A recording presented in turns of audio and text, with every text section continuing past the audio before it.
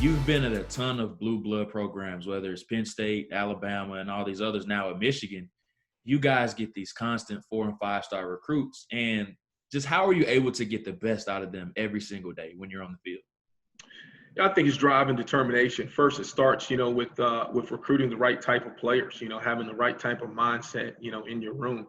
And to me, one thing that I've taken tremendous pride on, and I think, I could say honestly, throughout all of, my careers, um, I'm a little bit different than some coaches. I believe in coaching everyone equally and fair.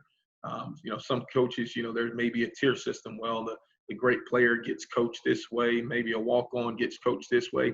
I don't believe in that. I coach our starters just as much as I coach our backups. I coach our, freshmen harder, just as hard as I coach our starters. And so, to me, that builds a level of trust in the room. And when you've got a level of trust, and when we talk about trust, we're talking about player-to-player trust.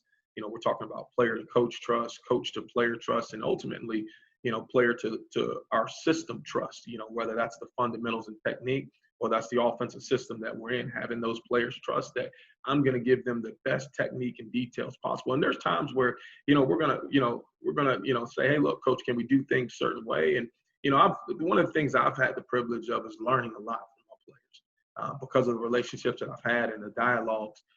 There's times where, I've learned things, as far as technique and detail from them, and playing receiver, it's kind of a trial and error kind of deal where you've got to kind of, you've got to have some creativity to be able to implement some new ideas and new ways to do things. But then there's some base core fundamental aspects that you really got to rely on at all times. And so, I think it's just having that trust that, that it's my job to drive those guys in the right direction and take them to reach their goals. And so, when you're able to meet there halfway in the middle and all pull the rope in the right direction, you can accomplish a lot of things successfully.